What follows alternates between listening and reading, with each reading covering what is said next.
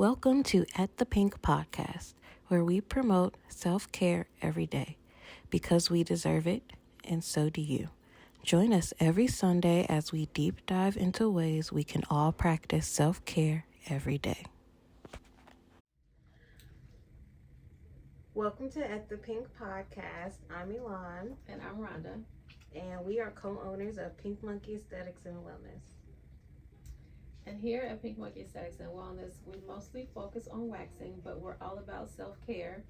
And we just really want to help educate women on how to do that in a way that's best for them.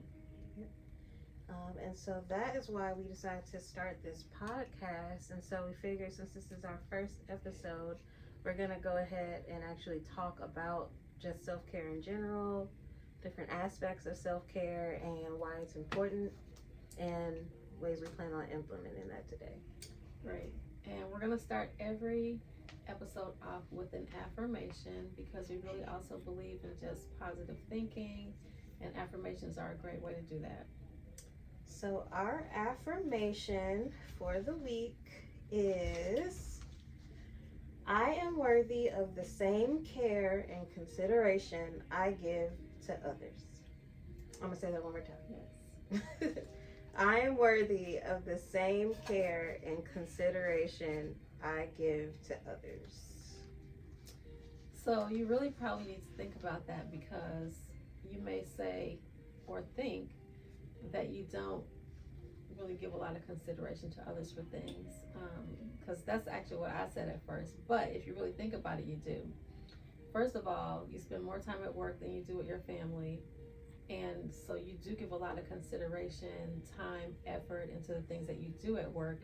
And even though you get a paycheck from work, it's not really for you. I mean, you work for money to pay bills, plus all the work that you're doing is actually for your boss. And then at home, especially as women, we're always taking care of other people before we take care of ourselves. So we really do need to focus and think about all the things that we do for other people and try to give ourselves at least a percentage of that time and care as well. Yeah, I would agree. I know for me especially, I feel like most of my days are spent thinking about what my kids need, what my husband needs, so what other people need in general. Yeah.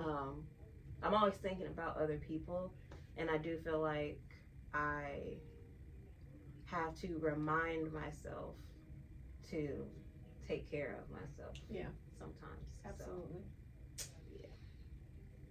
So one of the things when we were doing research I found was that there are actually several different pillars or kinds of self-care.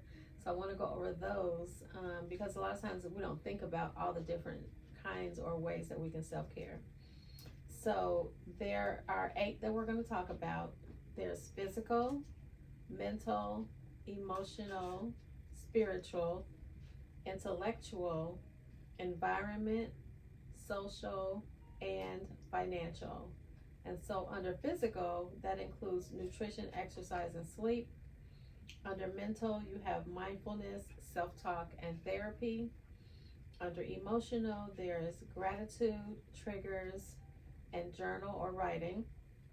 Under spiritual, there's meditation, nature, and yoga. Under intellectual, there's reading, learning, and hobbies. And then environment, you have cleaning and safety. Social, you have boundaries and connection. And then financial, we have budget and saving. So that's a whole lot of self-care. Yeah. Yeah. And I think a lot of times when we think of self-care, the problem is that we think of literally just things that we can do at the spa, like getting facials or getting a massage, but there's so many different aspects of self-care and different ways we can implement it just to make our lives better as a whole. Yeah. And sometimes those things don't even cost money. That's true. It's not just the luxury things that you have to pay for. There's so many things you can do. Yeah. And so I also want to read the definition of self-care from the dictionary. It says, the practice of taking action to preserve or improve one's health, the practice of taking an active role in protecting one's own well-being and happiness, in particular during periods of stress. So self-care, most of the time we think of if we're stressed out, then that's when we think about doing some self-care. But you have to be proactive and think about doing it every day.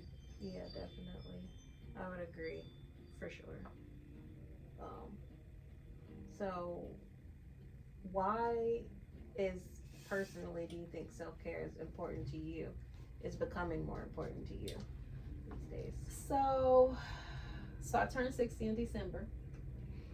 And actually, when I turned 59, that's when I started thinking about it, because I decided to take the 59 year and just kind of really think about all the things that I wanted to do, all the things I hadn't done. And so by the time I got 60, I had this whole list of, ways that I had really thought about how I wanted to take better care of myself. Because even though I've been an empty nester for a while, I really just started in the last year or two thinking about, just kind of getting to know myself. Like, who am I? What do I like? What do I don't like? Because I have more time. So even with work, it wasn't really working as much as I had in the past. So just having more time to even just think about it and enjoy some of the things. And I think for me, so some of my top things are taking a nap. Because sometimes you just need a little power nap, like 15 to 20 minutes, And then also, especially this year, I started really thinking about and reading about like food. Because just because somebody can eat something don't mean you can eat it. You really need to listen to your body and know what's best for you. And then I think just physical self-care is good too, like exercise. I love getting a massage. I love all the spa things.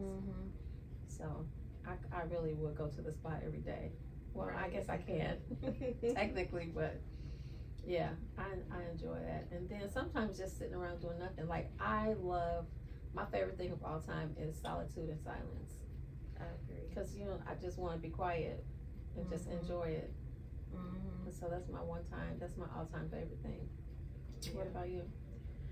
So I think for me, a reason that I'm really focusing on self-care is because I just feel like over the last year, I really started paying attention to how much anxiety I had. And I think I was functioning in anxiety for so long that I really hadn't noticed it until it got to the point where I just couldn't handle it anymore. It was extremely overwhelming. Yeah, and I was like, okay, well, something's got to change, because clearly, something's out of balance. Things are out of whack. Things aren't right. And then I think, especially now after, everything that happened with losing the baby and everything, I'm like, I just need to take care of myself, focus on my health, physically and mentally and emotionally, all of the things. And because I do eventually want to have more children, so like making sure that I'm as healthy as I possibly can be in order to be able to be the best wife and mom that I can be. Because I feel like I can't be the best at that if I'm not taking care of myself. Yeah. And I think we kind of talked about last week, just women in general, like if you are knowing that you want to have a family, you really do have to do all the things. Like, you have to eat right, you have to watch the alcohol intake, you have to exercise. You really need to be in the best shape that you can possibly be before you even actually get pregnant. Yeah. Because it's going to help your recovery. You'll be able to get back on your feet faster. And plus, you're just going to need that. It helps mentally as well when you're physically fit. Yeah, definitely. So, yeah, that's definitely going to be my focus for this year. So, I'm definitely going to be getting back in the gym consistently. I've been going at least once a week just because I hadn't been doing anything at all. But so far I've been going once a week, and I plan on just upping it. My goal eventually is to be able to work out twice a day, at least 5 days a week. So I was doing that at one point in my life. And I feel like can I just tell the need difference, to, right? Yeah, I can definitely tell the difference. So I want to, that's my goal, is to eventually get back to being able to do that and eating more healthy, balanced diet. Also, definitely taking more naps, that's for sure. And then also, I do enjoy solitude a lot. And I found myself having to make sure, like sometimes when I'm feeling overwhelmed with my kids, they're just doing the most, making a lot of noise. My kids aren't really that too crazy, but they have their moments where they get really loud, and I'm just like, okay, I can't do this no more. And having to remind myself, like, I don't have any babies right now, so they can go in their room and watch a movie and be okay, and I can go sit down in my room, lay on my bed for 20 minutes and just enjoy being in the silence. And that really helps me to feel more energized. Yeah. Honestly. I feel like sometimes the less stimulation I have, the better. Yeah. I guess I'm a bit of an introvert. Yeah. That way. Yeah. So that's how I recharge. Yeah, me too. By being by myself and being in solitude, for sure. Yeah. So. Yeah. So next week we're going to take one of these things and just, I think maybe starting with physical, because, you know, it's May, about to be outside, and everybody's trying to finish up getting healthy with all the working out. Yeah. And I think everyone, there's a lot of focus on nutrition, whether it's keto, paleo, vegan, whatever, all the things.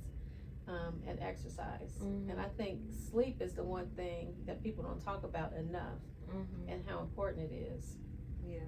So, and I saw a couple of things, so I'll make sure that I bring some of the research that I've seen on nutrition and exercise and sleep. We might not get to talk about all three, but at least one of those we can talk about at the next episode. Yes, so we'll definitely touch on that next time. So thank you for joining us and tuning in for our first episode. And we look forward to talking with you again next Sunday. Yeah, make sure you like, share, and subscribe. And, you know, just follow us. Yep. So we'll see you next Sunday at the Pynk. At the Pynk. Bye. Bye. Rhonda Holt started Spirit, Soul, and Body Wellness in 2006. When her daughter Elon joined the company in 2016, they changed the name to Pynk Monkey and quickly became the BIPOC family female-owned spa in Indy, specializing in waxing. Their passion for self-care is obvious when you enter the spa. You feel the love, smell the goodness, and see the amazing decor of the safe and relaxing space. You can find them on social media at Pynk Monkey Indy, on their website at pinkmonkey.net, and their YouTube channel at Pynk Monkey TV. You can also call or text 317-985-1649.